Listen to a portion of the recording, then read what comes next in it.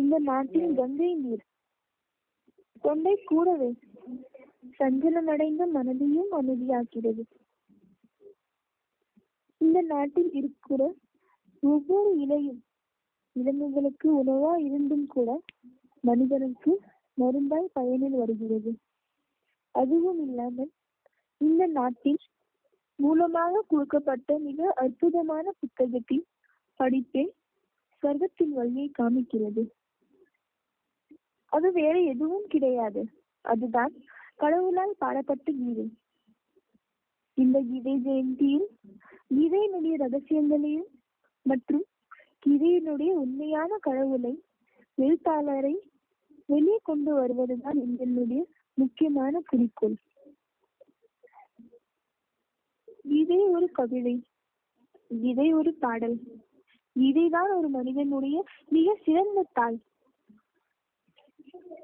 கீதை அனைத்து சாஸ்திரங்களுக்கும் தந்தை. கீதையினுடைய ஸ்லோகங்கள் வேதங்களை விட சிறந்தது. ஏன் பாத்தீங்கன்னா, கீதை ஒரு மனிதனுக்கு தர்மத்தை, ஒழுக்க முறையை கற்றுக் கொடுக்குது. கீதை மனிதனுக்கு ஒரு மிக சிறந்த வழியை காமிக்குது. ஒரு குழந்தை பிறந்த பின் அதற்கு பெயர் வைக்க சொன்ன கீதைதான் படிக்கிறாங்க. அதே மாதிரி மனிதன் இறந்த பின் அவங்களுடைய குடும்பத்தினரை சோகத்திலிருந்து வெளியேற்க கீதையை தான் படிக்கிறாங்க.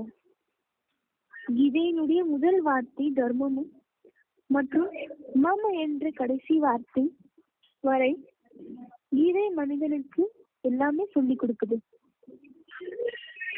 காலையில் இருந்து இரவு வரை செய்யக்கூடிய எல்லா செயல்களையும் மற்றும் தர்மத்தின் ஞானத்தையும் மற்றும் கடவுளை அடைகிற வழியையும் கீதை தான் காமிக்கிறது.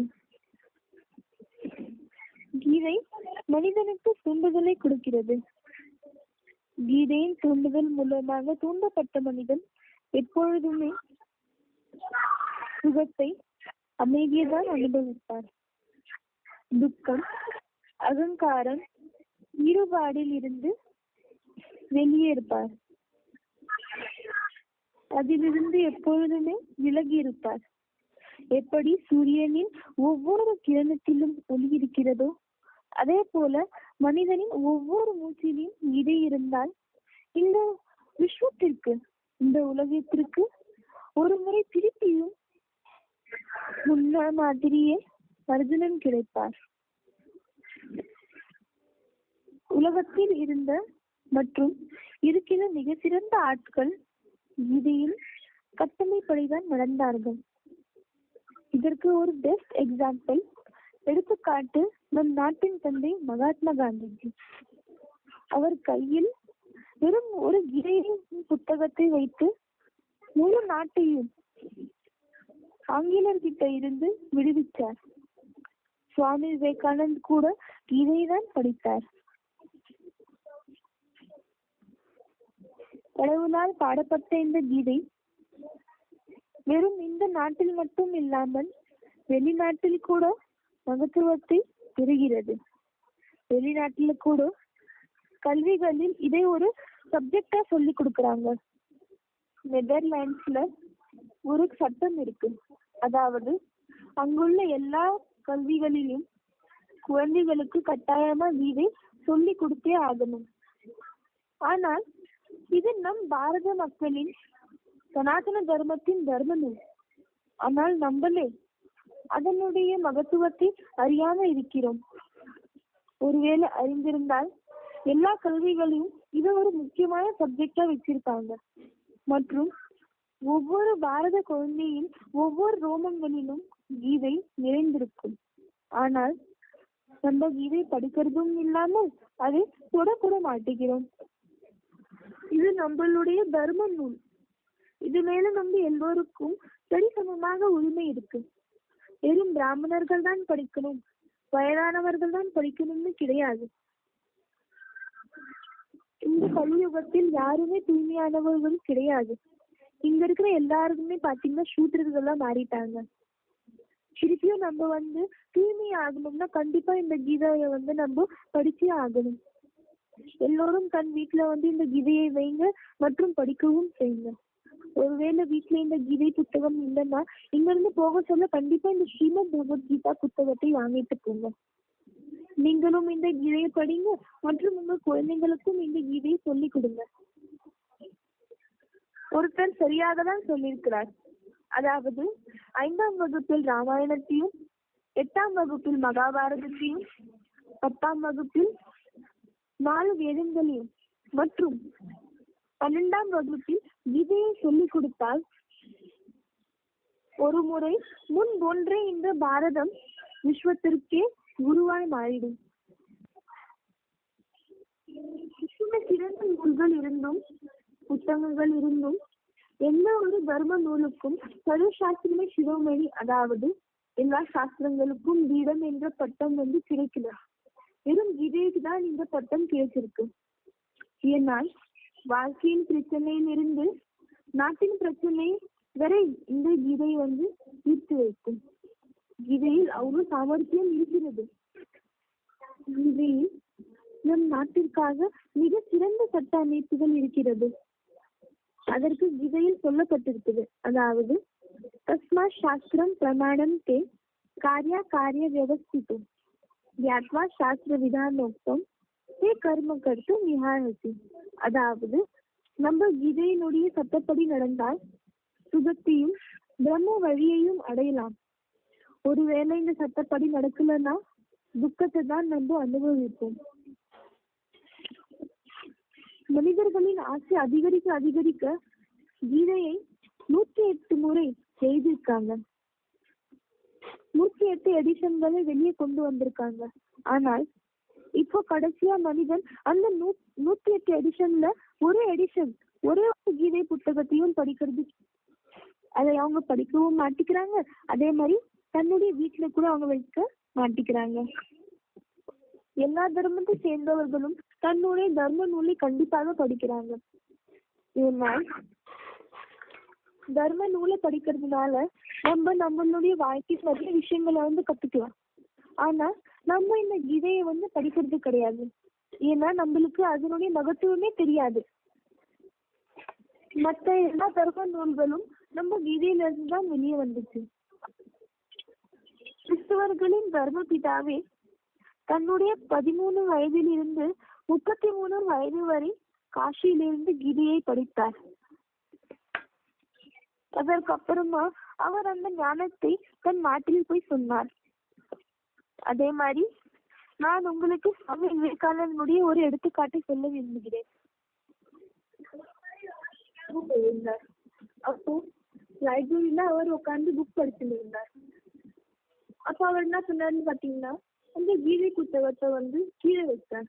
அதை வச்சுட்டு உடனே மற்ற தர்மத்தை சேர்ந்தவங்க அவங்களுடைய நூலை அது மேல வச்சுட்டே இருந்தாங்க. அப்போ மற்ற தர்மத்தை சேர்ந்தவர்கள் பாத்தீங்கன்னா விவேகானந்த பார்த்து சிரிக்க ஆரம்பிச்சிட்டாங்க. அதாவது உன்னுடைய தர்ம நூல் ரொம்பவே கீழே இருக்கு, எங்களுக்கு மேல இருக்குதுன்னு சொல்லிட்டு கேலி பண்ண ஆரம்பிச்சிட்டாங்க. அப்போ விவேகானந்த் என்ன பண்ணாருன்னு பாத்தீங்கன்னா, அந்த கீதையை எடுத்துட்டார். கீழே இருந்து அது என்ன பண்ணாருன்னு பாத்தீங்கன்னா எடுத்துட்டாரு. அப்போ அது எடுத்துட்ட உடனே அவர் என்ன சொன்னாருன்னு பாத்தீங்கன்னா, அவர் மத்த தர்மத்தினர் மேல, அதாவது அவங்க பார்த்து சிரிக்க ஆரம்பிச்சிட்டார். என்ன சொன்னாருன்னா, இந்த கீதை தான் உங்க எல்லா தர்ம நூலுக்குமே ஆதாரம். இந்த கீதையில இருந்துதான் உங்களுடைய எல்லா தர்ம நூல்களும் வெளியே வந்திருக்குன்னு சொன்னார். அதாவது இந்த கீதை தான் எல்லா தர்ம நூலுக்குமே ஆதாரம். இந்த கீதையில இருந்துதான் மற்ற எல்லா தர்ம நூல்களும் வெளியே வந்திருக்கு அப்படின்னு பாத்தீங்கன்னா, அதாவது இந்த கீதையில ரொம்பவே சிரேஷ்டமான புத்தகம். கீதையினுடைய ஞானம் மற்ற தர்மங்களிலும் இருக்கு. ஆனா நம்ம தான் என்ன பண்றோம்னு பாத்தீங்கன்னா, இந்த கீதையை படிக்கவே மாட்டேங்கிறோம். ஒருவேளை நம்ம இந்த கீதையை படிச்சா கண்டிப்பா நம்முடைய வாழ்க்கையில இருந்து எல்லா விதமான துக்கங்களில இருந்தும் வெளியே வந்துட்டு இருப்போம். அதே மாதிரி கடவுளை அடைந்திருப்போம். ஆனா நம்ம இந்த கீதையை படிக்கிறதும் கிடையாது. அதே மாதிரி நம்ம என்ன பண்றோம்னு பாத்தீங்கன்னா, உண்மையான கடவுளை பூஜை பண்றதும் கிடையாது.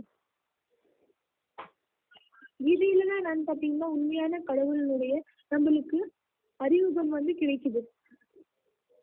ஆனா நம்ம கீதை படிக்கிறது கிடையாது. அதனால என்ன ஆகுதுன்னு பாத்தீங்கன்னா நம்ம உண்மையான கடவுள்களை விட்டுடுறோம். நம்ம யாருக்கு பூஜை பண்றோம்? கிருஷ்ணருக்கு பூஜை பண்றோம், அனுமானுக்கு பூஜை பண்றோம், கணேசனுக்கு பூஜை பண்றோம். இவங்க எல்லாருமே என்னன்னு பாத்தீங்கன்னா தேவதைகள். இவங்க யாருமே கடவுள் கிடையாது. அதே மாதிரி கீதையினுடைய முதல் ஸ்லோகமே என்னன்னு சொல்லுதுன்னு பாத்தீங்கன்னா தர்மக்ஷேத்ரி குருக்ஷேத்ரி. அதாவது கீதை எல்லா கஷேத்திரங்களிலும் ரொம்பவே மகத்துவம் வாய்ந்தது. அதற்கு நிறைய மகத்துவங்கள் இருக்குது. தர்மத்திற்காக நம்மளுக்கு கீதை என்ன சொல்லுதுன்னு பாத்தீங்கன்னா நம்மளுடைய தர்மம் தான் சிரேஷ்டமான தர்மம். ஆனா நம்ம என்ன பண்றோம்னு பாத்தீங்கன்னா தன்னுடைய தர்மத்தை விட்டுட்டு மற்ற தர்மத்துல நம்ம கன்வெர்ட் ஆயிடுறோம். நீங்க எப்பவுமே யோசிச்சு இருக்கீங்களா? மற்ற தர்மத்தை சேர்ந்தவங்க எப்பவுமே நம்ம தர்மத்துல கன்வெர்ட் ஆனதே கிடையாது. ஆனா நம்ம இந்துக்கள் தான் என்ன பண்றோம், மற்ற தர்மத்துல கன்வெர்ட் ஆகினே இருக்கிறோம். மற்ற தர்மத்தை சேர்ந்தவங்க இந்த தர்மத்தினுடைய ஞானத்தை கேட்கறதுக்கு கூட அவங்க அதாவது ரெடி ஆக மாட்டாங்க. ஆனா நம்ம தான் என்னன்னு பாத்தீங்கன்னா மற்ற தர்மத்துல கன்வெர்ட் ஆகினே இருக்கும். இந்த கிறிஸ்டியன்களுக்கு நம்மளுடைய லிட்ரேச்சர் கொடுத்தா அவங்க வாங்கிப்பாங்களா? வாங்கிக்க மாட்டாங்க. ஆனா நம்ம என்ன பண்றோம், அவங்க லிட்ரேச்சர் கொடுத்தா நம்ம அதை வாங்கிக்கிறோம். நம்ம ஒருவேளை இந்த கீதையை படிச்சிருந்தா இந்த மாதிரி எதுவுமே ஆயிருக்காது. ஏன்னு பாத்தீங்கன்னா கீதையில தெளிவா சொல்லியிருக்காங்க. அதாவது இந்த ஸ்வதர்மம் தான் சிரேஷ்டமான தர்மம். நம்ம இருக்கிற தர்மம் தான் ரொம்பவே சிரேஷ்டமான தர்மம். பரதர்மோ பயாவக. அதாவது மற்ற தர்மங்கள் என்ன கொடுக்குதுன்னு பாத்தீங்கன்னா வெறும் துக்கத்தை மட்டும்தான் கொடுக்குது. கொஞ்ச நாள் வரைக்கும் மனிதன் சுகத்தை தேடி மற்ற தர்மத்துல கன்வெர்ட் ஆகலாம். ஆனா அந்த தர்மம் எப்பவுமே சுகத்தை கொடுக்காது. ஏன்னு பாத்தீங்கன்னா அவங்க அதாவது தர்ம பிதாக்களை பூஜை பண்றாங்க, அவங்களுடைய வழிபடி நடக்கிறாங்க. ஆனா அந்த தர்ம பிதாக்கள் கடவுள் கிடையாது. அவங்க எல்லாருமே ஒரு மெசேஞ்சர். கடவுளுடைய அந்த மெசேஜை அவங்க இந்த உலகத்துக்கு கொண்டு வந்தாங்களே தவிர அவங்க யாருமே என்னன்னு பாத்தீங்கன்னா கடவுள் கிடையாது. கிரைஸ்ட் என்ன சொல்லியிருக்காரு? God is light. அதாவது அவரும் என்ன சொல்றாருன்னு பாத்தீங்கன்னா காட் இஸ் லைட். அதாவது நான் கடவுள் கிடையாது, கடவுள் ஒளி புள்ளி அப்படின்னு சொல்லியிருக்காருல்ல. அதே மாதிரி புராணத்துல கூட என்ன எழுதியிருக்காங்கன்னு பாத்தீங்கன்னா விநாசன டைம்ல கடவுள், அதாவது விநாசன டைம்ல என்ன பண்றாருன்னு கடவுள்னு பாத்தீங்கன்னா தூங்கி இருக்கிற எல்லா பிணத்திலையும் அவர் உயிரை ஊதுவார் அப்படின்னு சொல்லிட்டு எழுதியிருக்காங்கல்ல. அதே மாதிரி என்ன சொல்லியிருக்காங்கன்னு பாத்தீங்கன்னா புராணத்துல நான் மண்ணால் ஒரு மனிதனை உருவாக்குறேன். எப்போ நான் உருவாக்கி முடிக்கிறேனோ அப்ப நான் அவருக்குள்ள உயிரை ஊதுவன்னு சொல்லியிருக்காரு. அவர் தான் உலகத்துக்கு முன்னால் கடவுளாய் வெளிவருவார் அப்படின்னு எழுதியிருக்காங்க. ஒருவேளை முஸ்லிம் தர்மத்தினுடைய தர்மபிதா கடவுளா இருந்தா இந்த விஷயத்த அவங்க புராணத்துல எழுதியிருக்க மாட்டாங்க. அப்பனா இதை வச்சு நம்ம என்ன தெரிஞ்சுக்கலாம்னு பாத்தீங்கன்னா எந்த விதமான தர்ம பிதாக்களும் கடவுள் கிடையாது. அப்பனா எந்த தர்மத்துல கடவுள் கிடையாதோ அந்த தர்மத்துல நம்ம கன்வெர்ட் ஆகுனா நம்மளுக்கு சுகம் கிடைக்குமா? கண்டிப்பா நம்மளுக்கு சுகம் கிடைக்காது. இந்த இந்து தர்மத்துல சனாதன தர்மத்துல மட்டும்தான் கடவுள் இருக்கிறாரு. அது யாருன்னு பாத்தீங்கன்னா சிவசங்கர். அந்த சிவசங்கர் தான் கடவுள். வேற யாருமே கடவுள் கிடையாது, எல்லாருமே தேவதைகள். அந்த சிவசங்கர் தான் என்னன்னு பாத்தீங்கன்னா எல்லா தர்மத்தை சேர்ந்த ஆத்மாக்களும் வேற வேற பேர்ல கூப்பிடுறாங்க. கிறிஸ்டியன்ல இருக்கவங்க என்ன சொல்றாங்கன்னு பாத்தீங்கன்னா ஆடம்னு சொல்றாங்க. முஸ்லீம்கள் அவரை ஆதம்னு சொல்றாங்க. ஜெயினிகள் அவரை ஆதிநாத்னு சொல்றாங்க. அதே மாதிரி இந்துக்கள் அவர் என்ன சொல்றாங்கன்னு பாத்தீங்கன்னா ஆதிதேவன்னு சொல்றாங்க. அதாவது அந்த முதல் மனிதன் யாருன்னு பாத்தீங்கன்னா சிவசங்கர். அவருக்கு தான் சிவலிங்க ரூபத்துல பூஜை நடக்குது. இந்த எல்லா ஞானமே இந்த கீதையினுடைய புத்தகத்துல இருக்கு. ஆனா நம்ம என்ன பண்றோம், இந்த கீதைய படிக்க மாட்டேங்கிறோம். அதனால நம்மளுக்கு இந்த எந்த ஞானத்தை பத்தியுமே தெரிய மாட்டேங்குது. அதாவது கீதையில என்ன சொல்லப்பட்டிருக்கு? ஸ்வதர்ம நிதனம் ஸ்ரேய பரதர்மோ பயாவக. அதாவது நம்மளுடைய தர்மம் தான் சிரேஷ்டமான தர்மம், மற்ற எல்லா தர்மமே ரொம்ப பயங்கரமான தர்மங்கள். அங்க போனீங்கன்னா வெறும் நம்மளுக்கு துக்கம் மட்டும்தான் கிடைக்கும்னு சொல்லியிருக்காங்க. அதே மாதிரி கீதா என்னன்னு பாத்தீங்கன்னா இந்த யுத்த கஷேத்திரம், அதாவது போர்ல கூட பையனுக்கு வருது. போர் பத்தி பயப்படுற ஒரு மனிதனுக்கும் தான் பாத்தீங்கன்னா இது ஒரு தூண்டுதலை கொடுக்குது. அதாவது ஹட்டோவா பிராப்தி ஸ்வர்க்கம் ஜித்வா உக்ஷசே மஹி. அதாவது ஒருவேளை நீங்க இந்த யுத்த பூமியில, அதாவது போர் பண்ணினே இருக்க சொல்ல சரீரத்தை விட்டுட்டீங்கன்னா, இந்த உடலை விட்டுட்டீங்கன்னா நீங்க ஸ்வர்க்கத்துக்கு போவீங்க. அதே மாதிரி நீங்க வெற்றி அடைந்தீங்கன்னா கண்டிப்பா இந்த உலகத்தினுடைய சுகத்தை நீங்க அனுபவிப்பீங்க. அதனாலதான் நீங்க போரை பத்தி பயப்படாதீங்க அப்படின்னு சொல்லியிருக்கு கீதை. கீதை தர்மத்துக்கும் தூண்டுதல் கொடுக்குது, அதே மாதிரி வீரர்களுக்கும் தூண்டுதலை கொடுக்குது. கீதை ரொம்பவே சிரேஷ்டமான புத்தகம். அது பிராமணர்களே படித்திருக்குது. அதே மாதிரி அந்த பிராமணர்கள் யாருக்கு அதாவது சிக்ஷாவை கொடுத்தாங்கன்னா, படிப்பை சொல்லி கொடுத்தாங்கன்னு பாத்தீங்கன்னா ராஜாக்களுக்கு அந்த படிப்பு சொல்லி கொடுத்திருக்காங்க. அதாவது கீதை என்னன்னு பாத்தீங்கன்னா இந்த கீதை மூலமாக தான் ராஜாக்கள் கூட ஆட்சி பண்ணாங்க. அதற்குதான் அதாவது கீதையில சொல்லப்பட்டிருக்கு, ராஜ வித்யா ராஜகுயம் பவித்ரம் இதம் உத்தமம். அதாவது இந்த கீதை ராஜாக்களின் ஆட்சியின் அதாவது படிப்பு ரகசியம். ஆனால் இந்த ஆட்சியில கீதைக்கு மகத்துவமே கொடுக்க மாட்டேங்கிறாங்க. இப்போ இந்த உலகத்துல நடந்திருக்க ஆட்சியில கீதைக்கு மகத்துவம் கொடுக்கப்படுகிறதா? நீங்களே யோசிச்சு பாருங்க. ஒரு டைம் இருந்துச்சு எப்போ இந்த கீதைய கோர்ட்ல வச்சிருந்தாங்க. சத்தியம், அதாவது அந்த கீதை புத்தகத்து மேல சத்தியம் வாங்கினாங்க. ஆனா இப்போ அந்த கோர்ட்ல கூட சத்தியம் வாங்கறதுக்காக கூட இந்த கீதையை வைக்கிறது கிடையாது. இந்த முழு உலகமும் இந்த தவறான செயலை பின்படுத்துறாங்க. இந்த கர்மங்கள்ல பண்றதுக்கு கூட நம்மளுக்கு என்ன வேணும்னு பாத்தீங்கன்னா மனம் தேவை. அந்த மனசு ரொம்பவே சஞ்சலம் அடைந்த மனது. அதனாலதான் அர்ஜுனர் கூட அதாவது கடவுள்கிட்ட கேட்டாரு, என்னன்னு பாத்தீங்கன்னா இந்த மனசு ரொம்பவே சஞ்சலமானது, இதை நான் கண்ட்ரோல் பண்றது அதாவது எனக்கு ரொம்பவே கஷ்டமா இருக்குது, நான் இதை எப்படி கண்ட்ரோல் பண்றது அப்படின்னு அவர் ஈஸ்வர் கடவுள் கிட்ட கேட்டார். அப்போ கடவுள் அவருக்கு என்ன பதில் கொடுத்தாருன்னு பாத்தீங்கன்னா, அபியாசேனத்து கோந்தேய வைராகேனத்து கிரீஹத்தே. அதாவது இந்த மனசை நீங்க ரெண்டே விஷயம் மூலமாக தான் கண்ட்ரோல் பண்ண முடியும். ஒண்ணு உங்களுக்கு முழு வைராகியம் தேவை. ரெண்டாவது கடவுள் கிட்ட நம்ம யோகத்தை வைத்தால் மட்டுமே தான் இந்த மனசை கண்ட்ரோல் பண்ண முடியும். ஆனா இந்த உலகத்துல யாருமே அந்த வைராகியத்தை கொண்டு வர மாட்டேங்கிறாங்க. இந்த உலகத்தினுடைய ஆடம்பரத்திலேயே இருக்கிறாங்க. ஆக்சுவலா என்னன்னு பாத்தீங்கன்னா இந்த உலகம் அழிய போகுது. இந்த உலகத்துல இருக்கிற ஒரு பொருட்களும் என்னன்னு பாத்தீங்கன்னா அதுக்கு விநாசனம் கண்டிப்பா உண்டு. அதே மாதிரிதான் இந்த உலகமும் இப்ப விநாசத்தை அதாவது அழிய போகுது. இத அழிவில்லாத உலகமே நம்மளால சொல்ல முடியாது.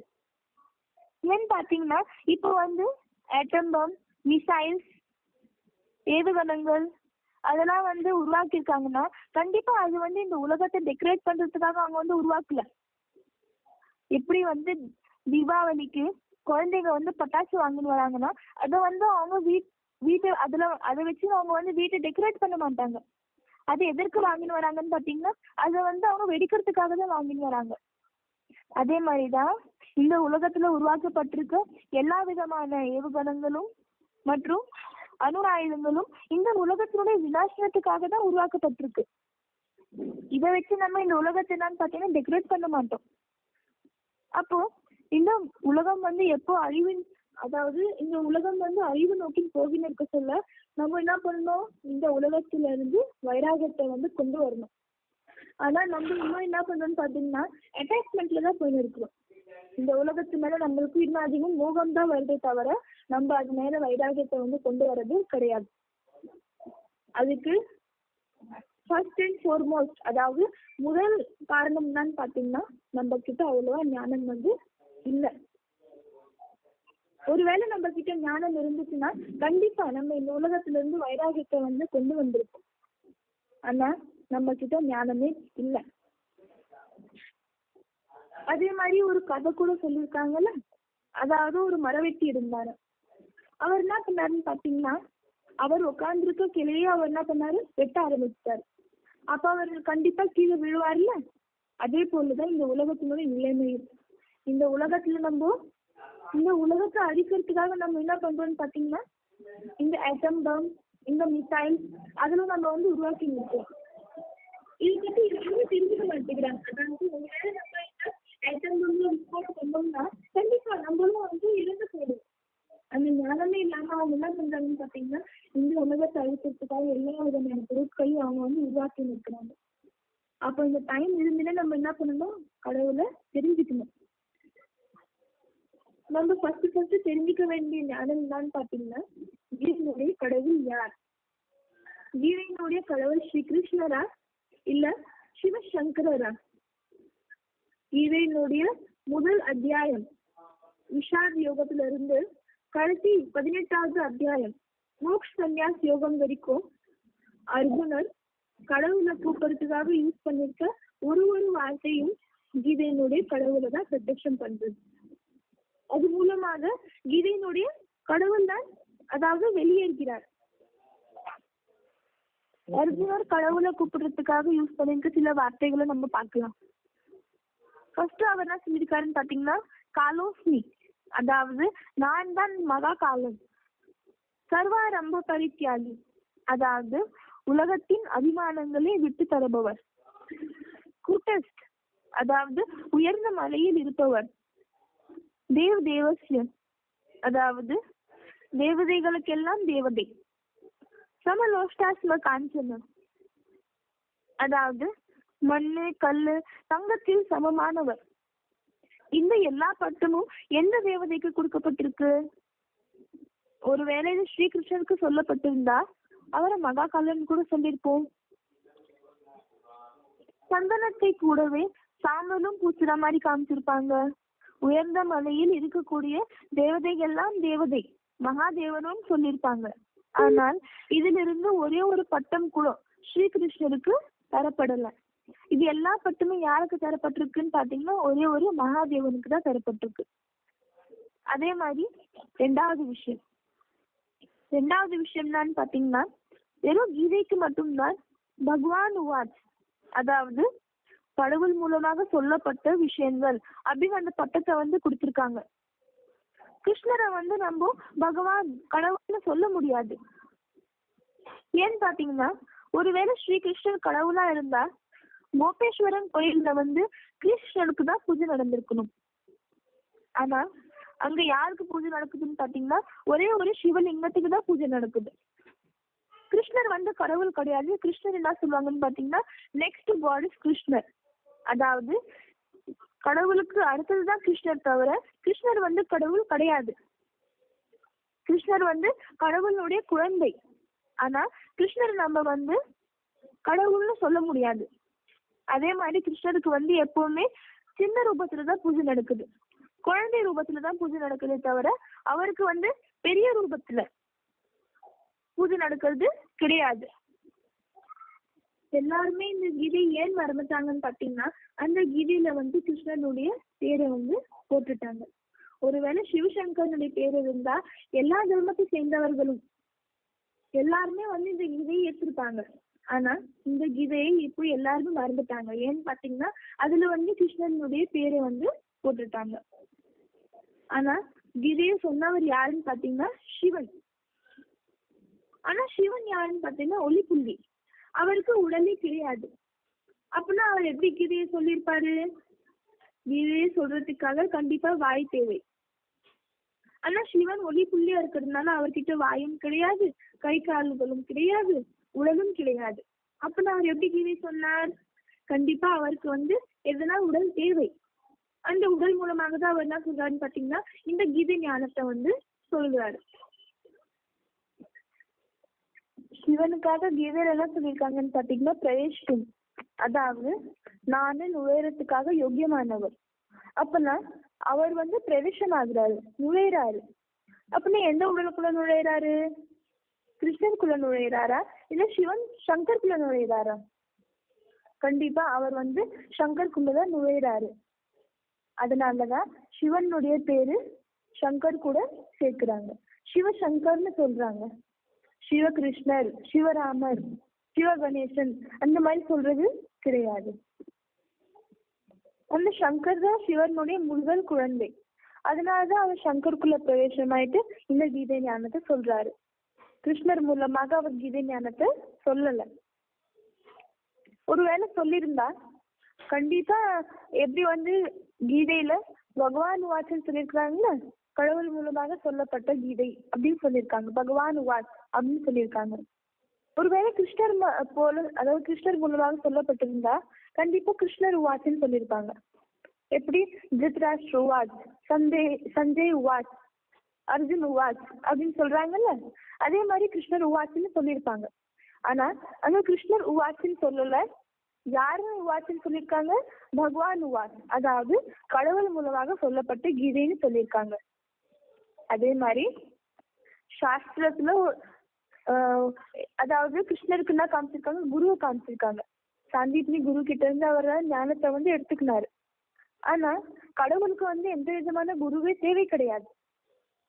அதுக்குதான் கீதையில என்ன சொல்லியிருக்காங்கன்னு பாத்தீங்கன்னா, மத பரத்தரம் நானே கிஞ்சி வஸ்தி தனஞ்சே, அதாவது என்னை விட சிரேஷ்டமானவர்கள் இந்த உலகத்துல யாருமே இல்லைன்னு சொல்லியிருக்காங்க. அதே மாதிரிதான் சங்கரருக்கு எந்த குருவையும் காமிக்கல. ரெண்டாவது விஷயம் என்னன்னு பாத்தீங்கன்னா, கீதையில அஜன்மான்னு சொல்லியிருக்காங்க. அஜன்மா அதாவது நான் ஜென்மம் எடுக்கிறது கிடையாது அப்படின்னு சொல்லியிருக்காங்க. அப்பனா ஒரு வேலைக்கு கிருஷ்ணருக்காக சொல்லியிருந்தா கிருஷ்ணரை ஜென்மம் எடுக்கிற மாதிரி காமிக்கிறாங்கல்ல, தேவிக்கு மூலமாக கிருஷ்ணர் ஜென்மம் எடுக்கிறாரு. ஆனா சங்கரரை ஜென்மம் எடுக்கிற மாதிரி காமிக்கிறது கிடையாது. அதே மாதிரி இருக்கிற மாதிரியும் காமிக்கிறதே கிடையாது. ஆனா கிருஷ்ணருக்கு ஜென்மம் காமிச்சிருக்காங்க, அதே மாதிரி இறக்குற மாதிரியும் காமிச்சிருக்காங்க. அதே மாதிரி என்னன்னு பாத்தீங்கன்னா, யுத்தத்துல போக சொல்ல, போருக்கு போக சொல்ல, போருக்கு முன்னாடி ராஜாக்கள் ஹர் ஹர் மகாதேவ் அப்படின்னு சொன்னாங்க. கிருஷ்ணனுடைய வந்தனாவையும் மற்றும் விஷ்ணுனுடைய வந்தனாவையும் அவங்க பண்ணல. ஆனா என்ன சொன்னாங்க? ஹர் ஹர் மகாதேவ்னு சொன்னாங்க. ஏன்னு பாத்தீங்கன்னா, போர் நடக்க சொல்ல நம்ம யாரை நினைவு பண்றோம்? கடவுளை நினைவு பண்றோம். எந்த விதமான தேவதைகளையும் நம்ம நினைவு பண்றது கிடையாது. அதனாலதான் அவங்க ஹர் ஹர் மகாதேவ்னு சொன்னாங்க. மகாதேவ அவங்க என்ன பண்ணாங்க? நினைவு பண்ணாங்க. கிருஷ்ணரையும் நினைவு பண்ணல, அதே மாதிரி எந்த விதமான தேவதைகளையும் அவங்க நினைவு பண்ணல. ஒருவேளை கிருஷ்ணன் கடவுளா இருந்தா கண்டிப்பா போர் நடக்க சொல்ல அவங்க கிருஷ்ணரை நினைச்சிருப்பாங்க. ஆனா அவங்க போர் நடக்க சொல்ல யார் நினைச்சாங்க? மகாதேவனை மட்டும்தான் நினைவு பண்ணாங்க. அதனால என்ன சொன்னாங்க? ஹர் ஹர் மகாதேவ்னு சொன்னாங்கல்ல. அதுக்கடுத்த ப்ரூஃப் நம்மளுக்கு என்ன கிடைக்குதுன்னு பாத்தீங்கன்னா, கீதையில கடவுள் அர்ஜுனனுக்கு சொன்னாரு, அதாவது காமேஷு குரோதேஷு, அதாவது இந்த காம விகாரம் மற்றும் இந்த குரோத விகாரம், அதாவது கோபம், இது ரெண்டுமே உன்னுடைய எதிரின்னு சொல்லியிருக்காரு. இது ரெண்டையும் நீ எரிக்கணும்னு சொல்லியிருக்காரு. அப்பனா இந்த காம விகாரத்தை எரிக்கிறதுக்கான ஞானம் வெறும் சிவன் மூலமாக தான் சொல்லப்படும். சிவன் சங்கர் மூலமாக சொன்னாரு. அது கிருஷ்ணர் மூலமாக சொல்லப்படல. கிருஷ்ணன் ஒரு மனிதன் மூலமாக காம விகாரத்தின் மேல வெற்றி அடைய முடியாது. அதே மாதிரி அந்த காம விகாரத்து மேல மனிதனால வெற்றி அடையணும்னா கண்டிப்பா அந்த ஞானத்தை அவங்க கடவுள்கிட்ட இருந்து தான் எடுத்துக்கணும். அப்போ ஒருவேளை கிருஷ்ணன் கடவுளா இருந்தா அவங்கள காம விகாரத்தை எரிச்சிருக்கிற மாதிரி காமிச்சிருக்கணும். ஆனா கடவுள் வெறும் சங்கரை மட்டும்தான் காம விகாரத்தை எரிக்கிற மாதிரி காமிச்சிருக்காங்க சாஸ்திரத்துல. அதாவது அந்த சங்கர் காம விகாரத்தை எரிக்கிறாரு. அதே மாதிரி அர்ஜுனனுக்கு என்ன ஞானத்தை கொடுக்குறாருன்னா, இந்த காம விகாரம் மற்றும் குரோத விகாரம் ரெண்டுமே உன்னுடைய மிகப்பெரிய சத்ருகள். இத நீ அழிக்கணும்னு சொல்றாரு. அப்போ சங்கர் அந்த காம விகாரத்தை எரிச்சாரு. அதனாலதான் அவர் அந்த ஞானத்தை அர்ஜுனனுக்கும் கொடுக்குறாரு. ஆனா இன்னொரு பக்கம் நீங்க பாத்தீங்கன்னா, அதே காம விகாரத்தை பிரத்யும்னு, அதாவது கிருஷ்ணனுடைய குழந்தையா அந்த காம விகாரம் ஜென்மம் எடுக்கிறா இல்லையா, பிரத்யும்னா அந்த காம விகாரம், இந்த காம தேவதா வந்து ஜென்மம் எடுக்கிறாரு. அப்பனா கிருஷ்ணர் எப்போ காமதேவதாக்கு ஜென்மம் கொடுக்குறாரோ அப்பனா அவரால் எப்படி இந்த காமதேவதா வந்து எரிக்கிறதுக்கான அந்த ஞானத்தை கொடுக்க முடியும்? அப்பனா கிருஷ்ணர் என்ன பண்றாருன்னு பாத்தீங்கன்னா இந்த காமத்தை எரிக்கிறதுக்கான நாலேஜ கொடுக்கல. அது யார் கொடுத்திருக்காருன்னு பாத்தீங்கன்னா வெறும் சங்கர் மட்டும்தான் கொடுத்திருக்காரு. ஒருவேளை ஸ்ரீகிருஷ்ணர் வந்து காமவிகாரத்தை எரிச்சிருந்தா அவருக்கு வந்து அத்தனை மனைவிகள் அத்தனை ராணிகளை வந்து காமிச்சிருக்க மாட்டாங்க. ஆனா கிருஷ்ணருக்கு வந்து 16,108 கோபகோபிகளை வந்து காமிச்சிருக்காங்க. சங்கருக்கு பாத்தீங்கன்னா சங்கர் வந்து குடும்ப வாழ்க்கையில இருக்கிறாரு. ஆனா குடும்ப வாழ்க்கையில இருந்து அவர் எப்படி இருக்கிறாருன்னு பாத்தீங்கன்னா கம்ப்ளீட்டா சம்பூர்ண அவர் வந்து வைராகியத்தை வந்து ஃபாலோ பண்றாரு, கடைபிடிக்கிறாரு. இன்னொரு பக்கம் என்னன்னு பாத்தீங்கன்னா கடவுள் என்ன சொல்லியிருக்காரு, நான் எந்த விதமான மேஜிக்கும் நான் எந்த விதமான அதாவது லீலைகளும் பண்றது கிடையாதுன்னு சொல்றாரு. நான் வந்து யாருக்கும் ஆசீர்வாதமும் கொடுக்கறது கிடையாது, யாரையும் நான் வந்து சபிக்கிறதும் கிடையாதுன்னு சொல்லியிருக்காரு. சாபமும் கொடுக்க மாட்டாரு அவரு. மனிதர்கள் வந்து தானே தன்னுடைய கர்மங்கள் மூலமாக எல்லா விதமான அந்த கதியையும் வந்து அவங்க அடையிறாங்க. ஆனா கடவுள் வந்து இந்த லீலைகள்லாம் பண்றது கிடையாது. ஆனா கிருஷ்ணர் என்ன காமிக்கிறாங்க, லீலைகள் பண்ற மாதிரி காமிக்கிறாங்கல்ல. அப்போ சின்ன குழந்தை வந்து லீலைகள் பண்ண சொல்ல நம்ம அந்த லீலைகள் மேல வந்து அட்ராக்ட் ஆகுறோமா இல்லையா? நம்மளுக்கு வந்து சின்ன குழந்தைங்களோட லீலைகள் வந்து ரொம்பவே பிடிக்குது. அதனால அந்த குருக்கள் கூட என்ன பண்ணாங்கன்னு பாத்தீங்கன்னா அந்த லீலைகளை விரும்பி அவங்க என்ன பண்ணாங்க, கீதையினுடைய கடவுளா கிருஷ்ணரை வந்து ஏத்துக்கிறாங்க. ஆனா கடவுள் வந்து எந்த விதமான லீலைகளும் பண்றது கிடையாது. இதெல்லாம் வந்து கொஞ்சம் ப்ரூஃப் தான் நாங்க வந்து கொடுக்குறோம். ஆனா நீங்க கீதையை படிச்சா உங்களுக்கு இன்னும் நிறைய ப்ரூஃப்ங்க வந்து ஒண்ணு கிடைச்சதே இருக்கும். அப்பனா சிவன் வந்து சங்கர் மூலமாக அந்த கீதை ஞானத்தை வந்து கொடுத்துன்னு இருக்கிறாரு. எப்ப கொடுக்குறாருன்னு பாத்தீங்கன்னா இந்த கலியுக கடைசியில தான் கொடுக்குறாரு. அவர் வந்து அந்த கீதை ஞானத்தை துவாபர யுகத்துல வந்து கொடுக்கல. ஒருவேளை அந்த கீதை ஞானத்தை துவாபர யுகத்துல கொடுத்திருந்தா கண்டிப்பா துவாபர யுகம் கழிச்சு வந்து சத்யுகம் தான் வந்திருக்கணும். ஆனா துவாபர யுகம் கழிச்சு எந்த யுகம் வருது? சத்யுகம் வருதா இல்ல கலியுகம் வருதா? இந்த பாவப்பட்ட கலியுகம் தான் வருது. இந்த கீதை ஞானம் மூலமாக நம்ம வந்து சத்கதியை அடையிறோம். உயர்ந்த வழியை வந்து நம்மளுக்கு கடவுள் சொல்லி கொடுக்கிறாரு இந்த கீதை ஞானத்தின் மூலமாக. அதன்படி நடந்தா நம்ம சொர்க்கத்துக்கு போகிறோம். அதனாலதான் அந்த சிவன் வந்து சங்கர் மூலமாக அந்த கீதை ஞானத்தை இப்போ இந்த சங்கம் யுகத்துலதான் கொடுத்துன்னு இருக்கிறாரு. சங்கம் யுகம் அதாவது கலியுகத்தின் கடைசியும் மற்றும் சத்யுகத்தின் ஆரம்ப காலத்து தான் என்ன சொல்றாங்கன்னு பாத்தீங்கன்னா சங்கம் யுகம் சொல்றாங்க. இந்த கலியுக கடைசியில தான் சிவன் சங்கர் மூலமாக அந்த கீதை ஞானத்தை கொடுத்துன்னு இருக்கிறாரு. இந்த கலியுகத்துல என்னன்னு பாத்தீங்கன்னா நாலா பக்கமும் சண்டை சத்துருவம் தூய்மை இல்லாம போயிடுச்சு. விகாரங்கள் வந்து அதிகமா இருக்கு. ஏன்னு பாத்தீங்கன்னா கீதையில என்ன சொல்லப்பட்டிருக்கு, எதா சிரதி சிரேஷ்ட தத்த தேவை சரோஜன. அதாவது மனிதர்கள் வந்து உயர்ந்த மனிதர்கள் பண்ற அந்த கர்மத்தை தான் நம்ம அந்த மனிதர்களும் ஃபாலோ பண்றாங்க. அப்பனா கீதையில கிருஷ்ணனுடைய பேரு போட்டதுனால நம்ம என்ன பண்றோம், கிருஷ்ணனுடைய கர்மங்களை ஃபாலோ பண்றோம். அப்போ கிருஷ்ணனுடைய கர்மங்களை ஃபாலோ பண்றதுனால இந்த உலகம் நான் பாத்தீங்கன்னா ரொம்பவே கீழ் நோக்கியா போயின்னு இருக்குது. கடவுள் இதுல என்ன சொல்லியிருக்காருன்னு பாத்தீங்கன்னா ஜெகத் விபரிவர்த்தத்தை, அதாவது கடவுளுடைய அந்த முக்கியமான அந்த மூர்த்தி அதாவது சங்கர் மூலமாக சொல்லப்படுற அந்த ஞானத்தின் மூலமாக இந்த உலகம் வந்து தலைகீழா மாறிடும் சொல்றாரு. துக்கம் வந்து சுகமா மாறிடும், அசாந்தி வந்து சாந்தியா மாறிடும். ஆனா இந்த கிருஷ்ணர் மூலமாக சொல்லப்பட்ட அந்த கீதையை நம்ம படிக்கிறதுனால கிருஷ்ணர் சொன்னாரு அப்படின்னு சொல்லிட்டு நம்ம அந்த கிருஷ்ணரை வந்து புத்தியில உட்கார வச்சு நம்ம அந்த கீதையை படிக்கிறதுனால என்ன ஆகுது, இந்த உலகம் இன்னும் கீழ் நோக்கிதான் போயின்னு இருக்குது, மேல் நோக்கி போகிறது கிடையாது. கிருஷ்ணனுடைய ஒரு கர்மங்களையும் இன்னைக்கு இருக்கிற மனிதர்கள் வந்து ஃபாலோ பண்றாங்க. அதுல ஃபர்ஸ்ட் ஃபாலோ பண்ணக்கூடிய கர்மங்கள் என்னன்னு பாத்தீங்கன்னா கிருஷ்ணர் கிட்ட வந்து 8 பட்டராணிகள் 108 ராணிகள், 16,000 கோபிகள் இருந்தாங்க. அதே மாதிரிதான் இன்னைக்கு மனிதர்களும் என்ன பண்றாங்க, அத்தனை மனைவிகளை வச்சுக்கிறாங்க. அத்தனை ராணிகளை வச்சுக்கிறதுனாலதான் இன்னைக்கு இந்த பாரதம் கீழ் நோக்கி போயிருக்குது. அதாவது இந்த காம விகாரம் நிறைவேறல, நம்மளுக்கு என்ன வருது, கோபம் வருது. அதே மாதிரி இந்த 5 விகாரங்கள் இந்த உலகத்தை ஆட்டி படைக்குது. இதுக்கு எல்லாமே ஒரே ஒரு மூலமான காரணம் தான் பாத்தீங்கன்னா, கீதையினுடைய கடவுளா ஸ்ரீகிருஷ்ணரை ஏற்று இருக்கிறாங்க. நான் உங்ககிட்ட ஒரே ஒரு கொஸ்டின் தான் கேட்க விரும்புறேன். இந்த பிராமண வீட்டுகள்ல என்னன்னு பாத்தீங்கன்னா கீதைய படிக்கிறாங்க.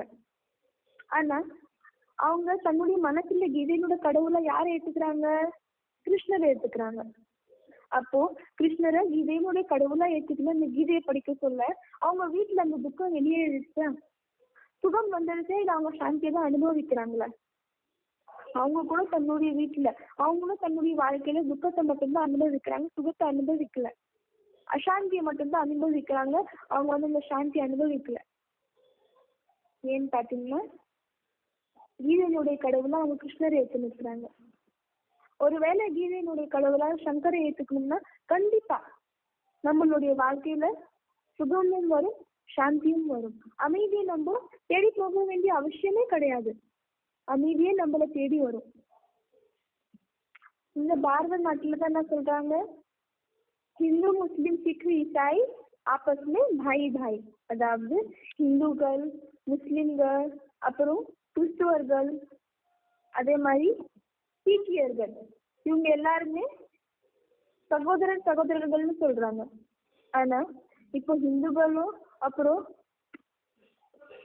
முஸ்லிம்களும் ஒருத்தருக்கு ஒருத்தரோட சண்டை போட்டுக்கிறாங்களா இல்லையா? இன்னைக்கு எல்லா தர்மத்தை சேர்ந்தவர்களும் ஒருத்தரோட ஒருத்தர் சண்டை போட்டுக்கிறாங்க.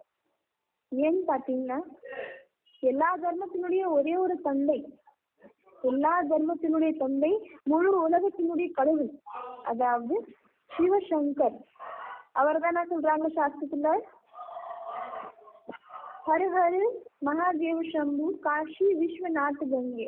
அதாவது அவருக்கு தான் என்ன டைட்டில் கொடுத்திருக்காங்கன்னு பாத்தீங்கன்னா விஸ்வநாதன் டைட்டில் கொடுத்திருக்காங்க. மற்ற எந்த தேவதைகளுக்கும் விஸ்வநாதன் டைட்டில் கொடுக்கல. அதாவது அவர் தான் முழு உலகத்துக்குமே அப்பா. இப்ப எல்லா தர்மத்தை சேர்ந்தவரும் அவரை மறந்துட்டனாலதான் இன்னைக்கு உலகத்துல என்னன்னு பாத்தீங்கன்னா எல்லாருமே ஒருத்தருக்கு ஒருத்தர் சண்டை போட்டுக்கிறாங்க.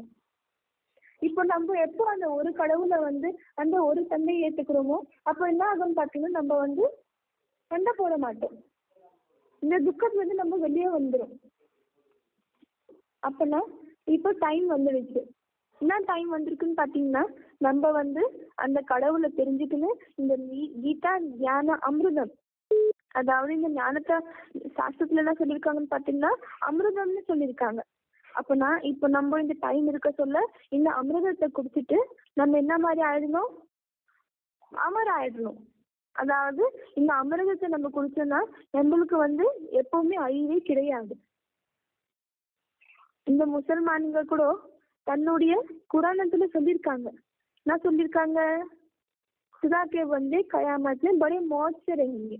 அதாவது கடவுளுடைய குழந்தைங்க, குதாவினுடைய குழந்தைங்க இந்த விநாசன டைம்ல கூட, அழிவு நேரத்துல கூட அவங்க வெறும் சுகத்துலதான் இருப்பாங்க, துக்கத்தை அனுபவம் பண்ண மாட்டாங்கன்னு சொல்றாங்க. அப்பனா கடவுளுடைய குழந்தைங்க யாரு, கிறிஸ்தவர்களா, முஸ்லிமா, இந்துக்களா, இல்ல மத்த தர்மத்தை சேர்ந்தவர்களா? எப்ப வரைக்கும் எல்லா தர்மத்தை சேர்ந்த ஆத்மாக்களும் ஒரே ஒரு அந்த விஸ்வநாத் சங்கர் மகாதேவனை தெரிஞ்சுக்கலையோ அது வரைக்கும் அவங்க கடவுளுடைய குழந்தையா ஆக முடியாது. எல்லா தர்மத்தை சேர்ந்தவர்களும் அந்த கடவுளை தெரிஞ்சுக்கிட்டே ஆகணும். எப்ப அவங்க தெரிஞ்சுக்கிறாங்களோ அப்பதான் அவங்க என்ன ஆகுறாங்க, கடவுளுடைய குழந்தைகள் ஆகுறாங்க. அப்ப அந்த டைம் வந்துடுச்சு. இப்ப நம்ம இந்த ஞானத்தின் மூலமாக அந்த கடவுளை தெரிஞ்சுக்கணும். என்ன சொல்லப்படுதுன்னு பாத்தீங்கன்னா ரித்தே ஞான அன்ன முக்தி. அதாவது இந்த ஞானம் மூலமாக தான் நம்மளுக்கு முக்தி கிடைக்குது, வாழ்க்கையில இருந்து முக்தி கிடைக்குது. அதே மாதிரி இந்த துக்கத்துல இருந்து கூட நம்மளுக்கு முக்தி கிடைக்குது. எப்ப வரைக்கும் நம்ம இந்த ஞானத்தை எடுத்துக்கலையோ அப்ப வரைக்கும் நம்மளுக்கு முக்தியே கிடைக்காது. அதே மாதிரி கீதையில என்ன சொல்லியிருக்காங்கன்னு பாத்தீங்கன்னா, நகி ஞானேன சத்ரிஷம் பவித்ரம் இஹ வித்யதே. அதாவது இந்த ஞானத்தை விட பவித்திரமான எந்த ஒரு பொருளுமே இந்த உலகத்துல கிடையாதுன்னு சொல்லியிருக்குது கீதையில. அப்பனா இந்த ஞானம்னா மத்த தர்மகுருகள் கொடுக்கிற ஞானமா இல்ல சங்கர் மூலமாக கொடுக்கப்பட்ட ஞானமா? நீங்க எந்த ஒரு சத்சங்கத்துல போங்க, எந்த ஒரு குழுலயும் போங்க, ஆனா அங்க உங்களுக்கு உண்மையான ஞானத்தை கொடுக்குறாங்களா? கடவுள் இந்த அத்தியாத்மிக் பரிவார் மூலமாக, அத்தியாத்மிக் குடும்பம் மூலமாக ஒரு ஞானத்தை கொடுக்கிறாரு. ஏன் ஞானத்தை கொடுக்கிறாரு? அதாவது நீங்க ஒரு ஒளி புள்ளியான ஆத்மா. இந்த ஞானம் நம்மளுக்கு வேற எங்கன்னா கிடைச்சிருக்குதா? அப்ப என்ன சொல்றாருன்னு பாத்தீங்கன்னா, நீங்க ஒரு ஆத்மா. எப்ப வரைக்கும் நீங்க தன்னை ஆத்மான்னு நினைச்சுட்டு இருந்தீங்களோ அப்ப வரைக்கும் நீங்க சுகத்தை அனுபவிச்சீங்க, அமைதி அனுபவிச்சீங்க. ஆனா நீங்க எப்போதான் தேகம், நான் ஒரு உடல் அனுபவிச்சீங்களோ அப்பதான் உங்ககிட்ட துக்கம் வந்துச்சு, அசாந்தி வந்துச்சு. அதாவது இந்த அமைதி உங்களை விட்டு விலகிடுச்சு.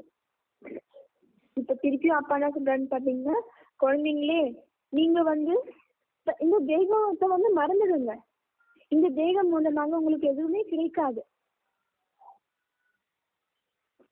கடவுள் தான் சொல்றாருன்னு பாத்தீங்கன்னா, இந்த தேகத்துக்கு பின்னாடி சுத்துறதுனால உங்களுக்கு எதுவுமே கிடைக்கிறது, அதாவது எதுவுமே கிடைக்காது.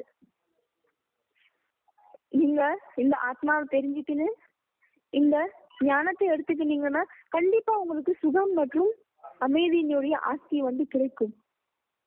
கடவுள் இந்த கீதை ஞானத்தின் மூலமாக சுகம் மற்றும் சாந்தியினுடைய ஆஸ்தியை கொடுத்துட்டு இருக்கிறாரு. இப்ப அது உங்க கையில இருக்குது. நீங்க வேணும்னா அந்த ஆஸ்தியை இங்க இந்த ஞானத்தின் மூலமாக எடுத்துக்கலாம். உங்களுக்கு வேணான்னா இந்த ஞானத்தை நீங்க கேட்காதீங்க. நாங்க இந்த ஞானத்தின் மூலமாக யாரையும் தன்னுடைய மதத்தை விட்டுட்டு வாங்கன்னு சொல்றது கிடையாது. ஏன்னு பாத்தீங்கன்னா எல்லா தர்மத்துக்குமே ஒரே அப்பா தான். உங்களுக்கு விருப்பம் இருந்துச்சுன்னா நீங்க இந்த ஞானத்தை கண்டிப்பா கேட்கலாம். இந்த ஞானத்தை கேட்கறதுக்காக எந்த விதமான ஃபீஸும் நாங்க வாங்குறது கிடையாது. கடவுள் ஜென்மத்தில இருந்து மனிதனுக்கு ஒரு கிஃப்ட் கொடுக்கறாரு. அது என்ன கிஃப்ட்னு பாத்தீங்கன்னா, அது என்ன பரிசுன்னா அது புத்தி. அந்த புத்தியின் பரிசின் மூலமாக தான் நம்ம சரி மற்றும் தவறை நிர்ணயிக்கிறோம். அதே மாதிரி இப்போ நம்ம அந்த புத்தி மூலமாக தான் இந்த சரி மற்றும் அந்த தவறை நம்ம நிர்ணயிக்கணும். இந்த புத்தி மூலமாக நீங்க நிர்ணயிக்கணும். அதாவது கீதையினுடைய கடவுள் யாரு? ஸ்ரீ கிருஷ்ணரா இல்ல மகாதேவனா? நான் உங்களுக்கு ஒரு முறை திருப்பியும் அந்த எல்லா ப்ரூஃபையும் சொல்ல விரும்புறேன். ஒருவேளை கீதையினுடைய கடவுள் ஸ்ரீ கிருஷ்ணரா இருந்தா அர்ஜுனன் கடவுளை கூப்பிடுறதுக்காக கீதையில் நிறைய வார்த்தைகளை பயன்படுத்தி இருக்கிறாரு. அதாவது காலோஸ்மி, நான் மகாகாலன், சர்வாரம்னு பரித்தியாகி, உலகத்தில் எல்லா விதமான அந்த அபிமானங்களையும் நான் விட்டுக்கு தரேன். உயர்ந்த மலையில இருக்கக்கூடியவர், தேவதைகள்லாம் மகாதேவன். இந்த டைட்டில் யாருக்கு கொடுத்திருக்காங்க? கிருஷ்ணருக்கு கொடுத்திருக்காங்களா இல்ல சங்கர் கொடுத்திருக்காங்களா? அதே மாதிரி ஒருவேளை ஸ்ரீ கிருஷ்ணர் கீதையினுடைய கடவுளா இருந்தா அவருக்கு ஜென்மம் காமிச்சிருக்க கூடாது. ஏன்னு பாத்தீங்கன்னா கீதையில என்ன சொல்லியிருக்காங்க? அஜன்மாகும், அதாவது நானு ஜென்மம் எடுக்கிறது கிடையாது, நான் பிறக்கிறது கிடையாது, நான் இந்த கர்வத்தின் மூலமாக பிறக்கிறது கிடையாது. அப்படின்னா கிருஷ்ணரை பிறந்திருக்க மாதிரி, அதாவது கர்வத்திலிருந்து ஜென்மம் எடுக்கிற மாதிரியும் காமிச்சிருக்காங்க. அதே மாதிரி மரணத்தையும் காமிச்சிருக்காங்க. அதே மாதிரி கீதைக்கு என்ன சொல்லியிருக்காங்கன்னு பாத்தீங்கன்னா, பகவான் உவான், கடவுள் மூலமாக சொல்லப்பட்ட கீதைன்னு சொல்லியிருக்காங்க. கிருஷ்ணர் உவாச்சுன்னு சொல்லப்படல.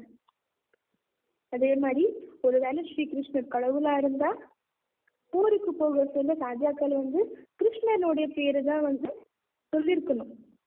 ஆனா அவங்க என்ன பேரை சொல்றாங்க? ஹர் ஹர் மகாதேவ் அப்படின்னு சொல்றாங்கல்ல. அதாவது அவங்க வந்து மகாதேவனை மட்டும்தான் நினைவு பண்றாங்க. அதாவது கீதையினுடைய கடவுள் ஸ்ரீ கிருஷ்ணர் கிடையாது. அதே மாதிரி கிருஷ்ணர் வந்து எல்லா தர்மத்துக்குமே தந்தை கிடையாது. எல்லா தர்மத்துக்குமே தந்தை யாருன்னு பாத்தீங்கன்னா ஒரே ஒரு சிவசங்கர். அதே மாதிரி கீதையினுடைய கடவுள் கூட யாருன்னு பாத்தீங்கன்னா ஒரே ஒரு சிவசங்கர் தான்.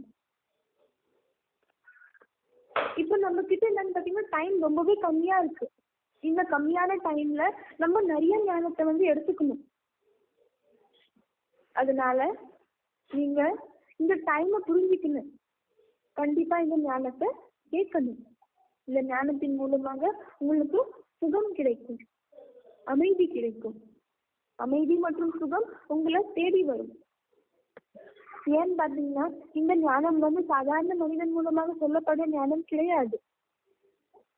இது வந்து கடவுள் மூலமாக சொல்லப்படுற ஞானம். கடவுளே வந்து இந்த ஞானத்தை கொடுக்கிறாரு. அதே மாதிரி கடவுள் வந்து வெளிநாட்டுக்குலாம் போகல. அவர் எங்க வந்திருக்காரு? இந்த பாரத நாடுக்கு மட்டும்தான் வந்திருக்காரு. ஏன்னு பாத்தீங்கன்னா வெளிநாட்டுல இருக்கிறவங்க அவ்வளவு தூய்மையை வந்து அதாவது ஃபாலோ பண்றாங்களா? இல்லன்னா இந்த பாரதத்துல இருக்கவங்க தூய்மையை ஃபாலோ பண்றாங்களா? இந்த பாரதத்துல இருக்கிறவங்க தான் தூய்மையை வந்து ஃபாலோ பண்றாங்க. அப்பனா அந்த கடவுள் அந்த தூய்மையினுடைய சக்தியை பார்த்துக்கிட்டு அவர் எங்க வராரு? இந்த பாரதத்துக்கு வந்திருக்காரு. வந்துட்டு தன்னுடைய ஞானத்தை சொல்ல அவரு ஆரம்பிச்சுட்டாரு. இப்ப நீங்க தான் வந்து அந்த அவருடைய உண்மையான அந்த ரூபத்தை தெரிஞ்சுக்கின்னு இந்த ஞானத்தை எடுத்துக்கணும். இப்ப எல்லாருமே வந்து இந்த ஞானத்தை எடுத்துக்க மாட்டேங்கிறாங்க. ஏன்னு பாத்தீங்கன்னா கடவுள் சாதாரணமான ஒரு மனித ரூபத்துல வந்திருக்காரு. அதுக்கு கீதையில என்ன ப்ரூஃப் கொடுத்திருக்காங்கன்னு பாத்தீங்கன்னா அவஜானந்தி மாமூடா மனுஷ தனிமாஸ்ரிதா. அதாவது நானும் ரொம்பவே சாதாரணமான மனித உடல்ல வந்திருக்கேன். அந்த மனித உடல்ல வந்து என்ன வந்து எல்லாராலையும் தெரிஞ்சுக்க முடியாது.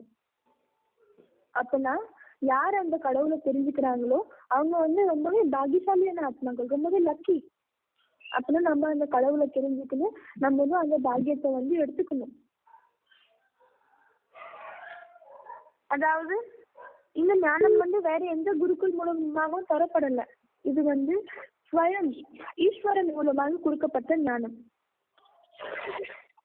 இப்ப நம்ம மனிதர்கள் தான் நினைக்கிறோம், அதாவது நம்ம வந்து ஸ்வர்க்கத்துக்கு போவோம். ஆனா ஸ்வர்க்கத்துல யாரு காமிச்சிருக்காங்க? தேவதைகள் காமிச்சிருக்காங்க. அப்பனா நம்ம மனித ரூபத்துல இருக்க சொல்ல நம்ம ஸ்வர்க்கத்துக்கு போக முடியுமா? போக முடியாது. நம்ம இந்த தேவதை அந்த ரூபத்தை வந்து நம்ம தாரணை பண்ணணும். அப்படின்னா இந்த தேவதை ரூபத்தை அடையறதுக்காக நம்ம கண்டிப்பா இந்த ஞானத்தை கேட்டே ஆகணும். இந்த ஞானத்தின் மூலமாகவே நம்ம வந்து தேவதைகளா ஆகுறோம். நாங்க உங்ககிட்ட இருந்து உங்களுடைய கொஞ்சம் டைம் தான் கேட்கிறோம். நீங்க அந்த டைம்ல வந்து வீட்டிலே இருந்து கூட இந்த ஞானத்தை கேட்டுக்கலாம். இந்த ஞானம் மூலமாக உங்களுக்கு முக்தி கிடைக்கும். ஆனா மனிதர்கள் தான் பாத்தீங்கன்னா இந்த ஞானத்தை கேட்கவே விரும்ப மாட்டேங்கிறாங்க. அவங்க எல்லாருமே இந்த ஞானத்தை வந்து வேஸ்ட்னு நினைக்கிறாங்க. ஆனா கொஞ்சம் யோசிச்சு பாருங்க, நம்ம வந்து இவ்வளவு கோயில்களுக்கு போயிருக்கிறோம், இவ்வளவு மசூதிகளுக்கு போயிருக்கிறோம், இவ்வளவு சர்ச்சுங்களுக்கு போயிருக்கிறோம். ஆனா வாழ்க்கையில எப்பெல்லாம் சுகம் மற்றும் அமைதி கிடைச்சிருக்குதா? அதே மாதிரி மனிதன் காலையில இருந்து இரவு வரைக்கும் நிறைய விதமான கர்மங்கள் பண்ணிட்டு அதன் மூலமாக பணத்தை சம்பாதிக்கிறாங்க. அப்ப கூட அவங்களுடைய வாழ்க்கையில என்னன்னு பாத்தீங்கன்னா ரொம்பவே டென்ஷன் தான் இருக்குது. சுகம் இருக்குதா இல்ல சாந்தி தான் இருக்குதா? ஏன்னு பாத்தீங்கன்னா அவங்க தன்னுடைய அந்த மூலமான அந்த சொரூபத்தை வந்து மறந்துட்டாங்க. மூலமான சொரூபத்தையும் மறந்துட்டாங்க, அதே மாதிரி கடவுளையும் அவங்க வந்து மறந்துட்டாங்க. அதனாலதான் இன்னைக்கு உலகத்துல எல்லாருமே அவ்வளோ துக்கத்துல இருக்கிறாங்க. கடவுள் வந்து கோயில்லையும் கிடையாது, மசூதியிலும் கிடையாது, அதே மாதிரி சர்ச்சிலையும் கிடையாது. அவர் கீதையில என்ன சொல்லியிருக்காரு? யதா யதா ஹி தர்மஸ்ய க்ளானிர் பவதி பாரத அபியுத்தானம் அதர்மஸ்ய ததாத்மானம் ஸ்ரீஜாம்யஹம் பரித்ராணாய சாதுனாம் விநாசாய சதுஷ்கிருதாம் தர்ம சம்ஸ்தாபனார்த்தாய சம்பவாமி யுகே யுகே. அதாவது அவர் என்ன சொல்லியிருக்காரு? நான் வந்து தர்மத்தை நிலையாக்குறதுக்கும் அதர்மத்தை அழிக்கிறதுக்கும் அதே மாதிரி எல்லாருக்கும் நான் வந்து சுகம் மற்றும் சாந்தியை கொடுக்கறதுக்காக இப்போ இந்த உலகத்துல வந்திருக்கான்னு சொல்லியிருக்காரு. அப்போ அவர் இந்த உலகத்துல வந்திருக்க சொல்ல நம்ம ஏன் கோயிலா போகணும்? அவரு இந்த உலகத்துக்கு வந்திருக்காரு, சாதாரணமான மனித உடல்ல வந்துட்டு இந்த ஞானத்தை வந்து சொல்லி நிற்கிறாரு. இந்த ஞானத்தை வந்து ஏதோ இந்த நாட்டுல இருக்கிறவங்க மட்டும் கேட்கறதுக்கு கிடையாது, வெளிநாட்டுல இருக்கிறவங்க கூட இந்த ஞானத்துல இருக்கிறாங்க, இந்த ஞானத்தை கேட்கிறாங்க. ஆனா நம்ம இந்த கீதை ஞானத்துக்கு வந்து அவ்வளவு மகத்துவம் வந்து கொடுக்கறது கிடையாது. அதுக்குதான் ஒரு பழமொழி சொல்றாங்க, தியா தலே அந்தேரா. அதாவது இந்த விளக்கு என்னன்னு பாத்தீங்கன்னா ஒரு ரூமுக்கு அது வந்து வெளிச்சம் கொடுக்குது. ஆனா அது வெளிச்சம் கொடுக்குது, ஆனா அந்த விளக்கு கீழே என்னன்னு பாத்தீங்கன்னா அது வந்து இருட்டா இருக்கும். விளக்கு வந்து வெளிச்சம் கொடுக்குது, ஆனா அந்த விளக்கு கீழே என்ன இருக்குன்னு பாத்தீங்கன்னா இருள் இருக்குது. அதாவது கடவுள் வந்து இந்த உலகத்துக்கு வந்துட்டாரு. நம்ம என்ன சொல்றோம்னு பாத்தீங்கன்னா இந்த பாரதத்துல இருக்கவங்க தான் வந்து ஞானத்தை வந்து எடுத்துன்னு வந்தாங்க. பண்டிதர்கள், வித்வான்கள் எல்லாருமே என்னன்னு பாத்தீங்கன்னா இந்த பாரதத்துலதான் இருக்கிறாங்க. கடவுள் பத்தி எல்லா ஞானத்தையும் கொடுக்குறாங்க. ஆனா கடவுள் வந்துட்டாரு அந்த விஷயத்த வந்து அவங்க தெரிஞ்சுக்க மாட்டேங்கிறாங்க, புரிஞ்சுக்க மாட்டேங்கிறாங்க. பலே இந்த பாரத நாட்டை சேர்ந்தவங்க வந்து முழு விஸ்வத்துக்குமே அந்த படிப்பு என்ற அந்த வெளிச்சத்தை வந்து கொடுக்குறாங்க. ஆனா பாரதத்துல இருக்க அந்த மக்களே வந்து அந்த கடவுளை வந்து தெரிஞ்சுக்கிறது கிடையாது. கடவுள் பாரதத்துலதான் வந்திருக்காங்க, ஆனா அந்த மக்கள் வந்து அதை தெரிஞ்சுக்காம இருக்கிறாங்க, அதை புரிஞ்சுக்க மாட்டேங்கிறாங்க. அதனுடைய மூலமான காரணம் என்னன்னு பாத்தீங்கன்னா இன்னைக்கு மனிதர்கள் எல்லாருமே மூட நம்பிக்கை மேல அதிகமா நம்பிக்கை வைக்கிறாங்க. அதாவது அவங்க என்ன சொல்றாங்கன்னு பாத்தீங்கன்னா கடவுள், மனிதர்கள் என்ன சொல்றாங்க கடவுள் மேல இருக்கிறாரு, தேவதைகள் மேல இருக்கிறாங்கன்னு சொல்றாங்க. இன்னொரு பக்கம் என்னன்னு பாத்தீங்கன்னா அந்த சயின்டிஸ்டுங்க, ஆஸ்ட்ரோநாட் எல்லாருமே எங்க போயிட்டு வந்திருக்காங்க?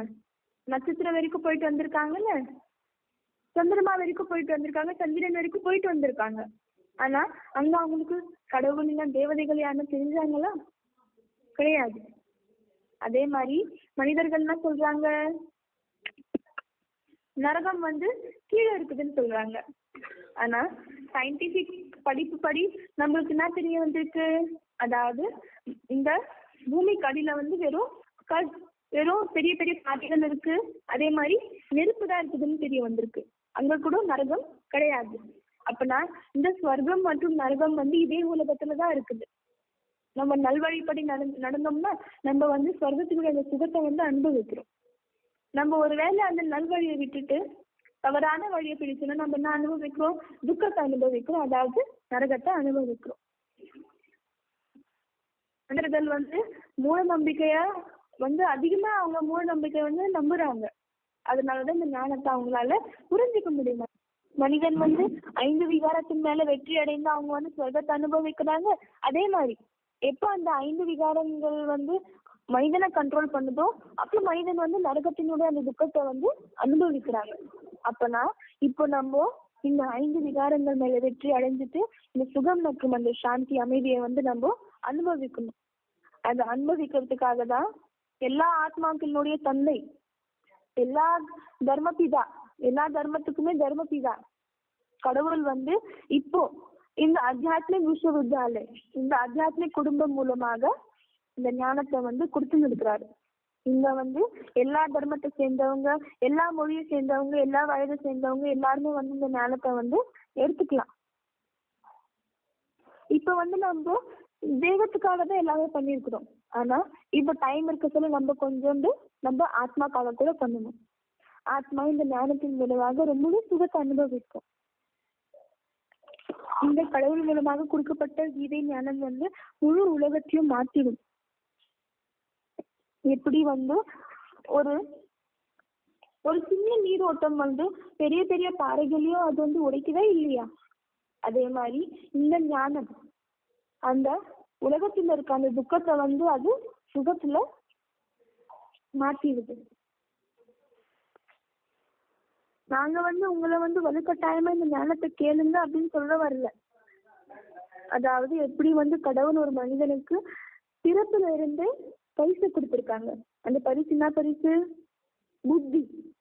அந்த புத்தியின் மூலமாக நம்ம நிர்ணயிக்கணும் எது சரி எது தவறு. இதை நிர்ணயிச்சு நம்ம என்ன பண்ணணும்னு பாத்தீங்கன்னா இந்த ஞானத்தை கேட்கணும். இப்போ டைம் லிமிட் இருக்கிறதுனால நாங்க உங்களுக்கு ரொம்ப விஸ்தாரமா இந்த ஞானத்தை கொடுக்க முடியல. அதனால நீங்க கொஞ்சோண்டு உங்களுடைய டைமை கொடுத்துட்டு போகிறதுக்கு முன்னாடி நீங்க வந்திருக்க எல்லா சென்டர்லயும் இருக்கக்கூட பழைய டிவிகேஸ் ஆத்மாக்கள் கிட்ட இருந்து இந்த ஞானத்தை இன்னும் ஆழமா புரிஞ்சுக்கோங்க. அதே மாதிரி நீங்க போக சொல்ல கண்டிப்பா அவங்களுடைய ஒப்பீனியனை நீங்க கொடுத்துட்டு போங்க.